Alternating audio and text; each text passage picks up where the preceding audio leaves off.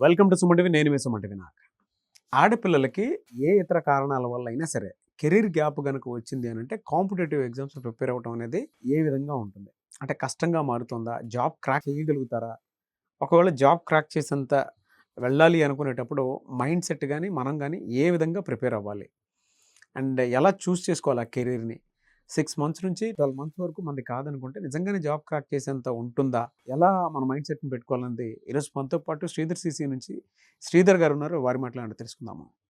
నమస్కారం సార్. నమస్తే అండి. సార్ ప్రతి ఆడపిల్లకి ఏంటంటే హైలీ టాలెంటెడ్ ఉంటారు, కొంత కెరీర్ గ్యాప్ ఏ ఇతర కారణాల వల్ల అయినా సరే అంటే మీరు చూసిన ఎక్స్పీరియన్స్ ప్రకారం అది చెప్పండి.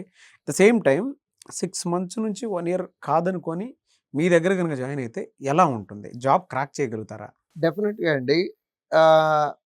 ఆడపిల్లలకి కెరీర్ గ్యాప్ అనేది యూజువల్గా రకరకాల కారణాలతో వస్తూ ఉంటుంది. అంటే డిగ్రీ అయిపోగానే పేరెంట్ మైండ్ సెట్ ఎట్లా ఉంటుందంటే ఆడపిల్ల కానీ చూస్తారు తప్పించి ఈడపిల్లగా చూడరండి ఆడపిల్లని. నాకు 2 ఆడపిల్లలే, నేను ఎవరిని తక్కువ చేసి మాట్లాడట్లేదండి.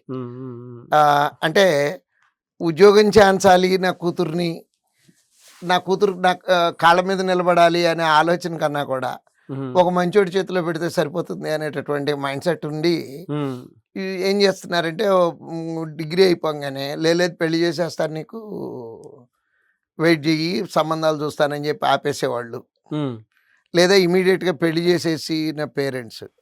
2 రకాలండి. సో ఇప్పుడు నా అనుభవంలో 100,000 మందిని చూశానండి కెరీర్ గ్యాప్తో వచ్చి ఉద్యోగాలు కొట్టుకెళ్ళిపోయినటువంటి వాళ్ళు. 100,000 అండి. ఇక్కడ ఇన్స్టిట్యూట్ లో 34 years సర్వీస్ లో ఎంత అంటే ఎన్ని మంత్స్ గ్యాప్ లో జాబ్ క్రాక్ చేసి ఉంటారు సార్? వాళ్ళు చాలా తొందరగా వెళ్ళిపోతారండి. ఎందుకంటే దెబ్బతిన్న పుల్లు అంటారు చూడండి, వాళ్ళు దెబ్బతిన్న పుల్లు కేటగిరీ కింద వస్తారండి. దెబ్బతిన్న పుల్లో వేటాడేటప్పుడు కసి కళలా కనపడుతుందండి. బ్లడ్ పెట్టి చదువుతారండి వాళ్ళు. ఇంకోటి చెప్తున్నాను, దీంట్లో తెలివితేటల కన్నా కూడా కమిట్మెంట్ ఉంటే సరిపోతుంది.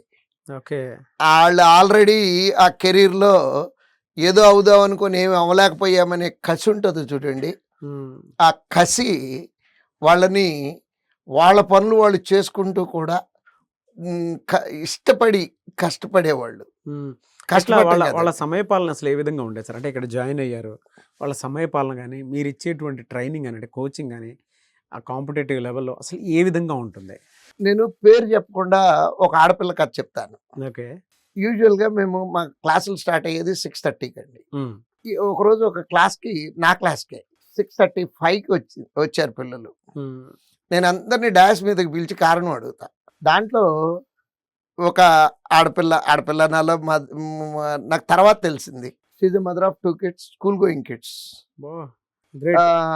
6:35కి వస్తే ఆపి అడిగితే అమ్మాయి చెప్పింది ఏంటంటే, నేను మీకు ఆఫీస్కి వచ్చి కారణాలన్నీ ఎక్స్ప్లెయిన్ చేస్తానండి అంతే. యాక్సెప్ట్ చేసి క్లాస్లో కూర్చోబెట్టిన తర్వాత ఆఫీస్కి వచ్చి అమ్మాయి చెప్పిన వింటే కాళ్ళకు దండం పెట్టాలనిపించిందండి.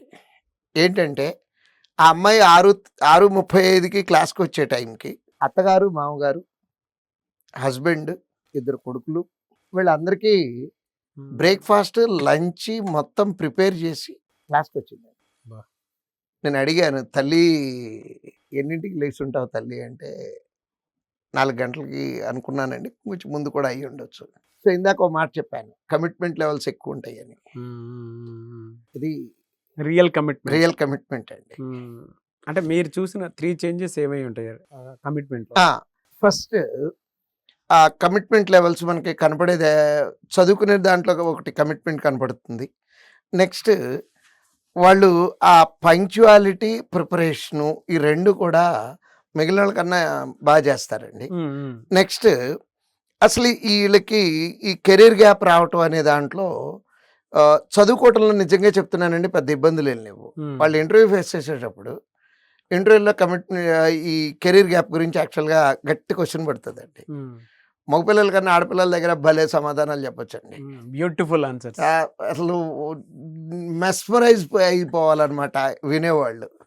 ఎలా అంటే నేనే అడుగుతున్నాను అమ్మాయిని, అమ్మా ఈ కెరీర్ గ్యాప్ ఏంటి? సార్ నాకు కూడా అందరిలాగానే చదువుకోవాలని ఉంది. డిగ్రీ అయిపోగానే మా నాన్నగారు పెళ్లి చేశారు. పెళ్లి చేశారండి. నాన్న మాట గౌరవించి తప్పలేదు నాకు. ఉమ్. కానీ నాకు యాంబిషన్ వదులుకోవాలని నాకు ఏ రోజు అనిపించలేదు. మా హస్బెండ్‌ని, మా అత్తగారిని, మామగారిని అందరినీ కన్విన్స్ చేసుకొని ఇక్కడ దాకా వచ్చేటప్పటికి ఇంత టైం పట్టింది. ఉమ్. సో, ఇంకసలు దాంట్లో ఫర్దర్ క్వెషన్సే ఉండవండి. అక్కడ ఆ అమ్మాయిని సబ్జెక్ట్ నాలెడ్జ్ ఏయి చెక్ చేయాలని కూడా ఇంటర్వ్యూ చేసే బోర్డు కనిపించదండి. ఉమ్. కారణం ఏంటంటే సీక్వెన్స్‌గా మాట్లాడుకుందాము. ఫస్ట్ పార్ట్ ఏం చెప్పింది, నాన్నగారు పెళ్ళి అన్నారండి, ఒప్పుకున్నాను. అంటే టిపికల్ ఇండియన్ గర్ల్ ఉంది అక్కడ ఉమ్. ఆ రోజున. తండ్రి అవును. మాటకి విలువ ఇచ్చేటటువంటి గర్ల్. తర్వాత హస్బెండ్, పిల్లలు, అంటే అక్కడ ఫ్యామిలీ రిలేషన్‌కి గౌరవం ఇచ్చింది ఆ రోజు దాకా. ఉమ్. బట్ బర్నింగ్ జీల్ ఉంది చూడండి. ఉమ్. ఏదో సాధించాలి, నా కాళ్ళ మీద నేను నిలబడాలి అనేటటువంటి జీల్. ఆ జీల్ అమ్మాయిని ఎగ్జాక్ట్‌గా, అంటే నేను చెప్తున్న ఎగ్జాంపుల్ చెప్పినటువంటి అమ్మాయి ఫస్ట్ అటెంప్ట్, లాస్ట్ అటెంప్ట్ అదేనండి. బా. ఉద్యోగం కొట్టి అమ్మాయి సెంట్రల్ బ్యాంక్‌లో పీఓగా వర్క్ చేస్తుందండి. ఉమ్. సక్సెస్ మీట్‌కి యూజువల్‌గా ఒకళ్ళు ఇద్దరు వస్తూ ఉంటారు. ఆ అమ్మాయి చక్కగా ఒక 7, 8 మంది పెద్ద ఫ్యామిలీతో వచ్చింది. కంటికి గ్రేట్. ఇంపుగా అనిపించింది. Great sir, great. అంటే కసి. నెక్స్ట్ ఇంకొక చిన్న స్టోరీ చెప్తానండి. ఒక హస్బెండ్ చచ్చిపోయినటువంటి ఒక లేడీ. ఇది ఒక 12, 13, 14, 15 ఇయర్స్ బ్యాక్ స్టోరీ అయ్యండి ఇది. ఉమ్. ఉమ్. ఉమ్. ఓ పెద్దావిడ, ఒక ఆవిడ వచ్చింది క్లాస్‌కి. రిసెప్షన్‌లోనే కూర్చొని ఉన్నాను ఆ రోజు నేను. వచ్చి కోచింగ్ డీటెయిల్స్ అన్నీ అడిగారు, చెప్పాను. ఎవరండి చేరాల్సిందంటే నేనే అన్నారు ఆవిడ. బా. అనంగానే మీకు ఏజ్ ఎంత అంటే 34 ఇయర్స్, 35 ఇయర్స్ ఆ రేంజ్‌లో చెప్పారు. మేడం మీకు ఎలిజిబిలిటీ లేదు కదా అంటే, ఆవిడే నాకు ఒక కొత్త విషయం నేర్పారు. ఉమ్. హస్బెండ్ గనుక ఎక్స్‌పైర్ అయిపోతే 9 సంవత్సరాల ఎగ్జంప్షన్ ఉంది అండి అని చెప్పి. ఆ. నేను నిజంగా ఆవిడ వెళ్ళిపోయిన తర్వాత ప్రాస్పెక్టస్ తీసుకొని, అంటే నోటిఫికేషన్ తీసి చదివితే ఉంది. చెక్లిస్ట్. ఆ రోజు వరకు మాకు అవసరం రాలేదు. ఆ పాయింట్ చదవాల్సిన అవసరం రాలేదు. స్కూల్‌కెళ్ళే పిల్లలు 7th class, 8th class, 9th class ఆ రేంజ్‌లో చదువుతున్న 2 పిల్లలు. పేరు కూడా గుర్తుంది కానీ పేరు చెప్పడం మళ్ళీ ఆవిడ ఏమన్నా ఇబ్బంది పడతారేమోనని నేను చెప్పట్లేదు కానీ, ఎగ్జాక్ట్‌గా 6 మంత్స్‌లో బ్యాంక్ క్లర్క్ అండి. ఆంధ్ర బ్యాంక్‌లో క్లర్క్. బా. ఎగ్జాక్ట్ 6 నెలలు. Great sir. మా పక్క రోడ్‌లోనే, ఆఫీస్ పక్క రోడ్‌లోనే పోస్టింగ్. నాకు తెలిసి ఆవిడ గనక ప్రమోషన్‌లన్నీ లెక్క ప్రకారం తీసుకొని ఉండుంటే ఇవాళ స్కేల్ 3 ఆఫీసర్‌గా ఉండుంటారండి ఆవిడ. ఎంత ఉంటుంది సార్ స్కేల్ 3కి? స్కేల్ 3 అంటే ప్రమోషన్ తీసుకోకుండా 15 ఏళ్ళు అయితే ఒకటి, ప్రమోషన్ తీసుకొని స్కేల్ 3 అయితే ఒకటే అండి.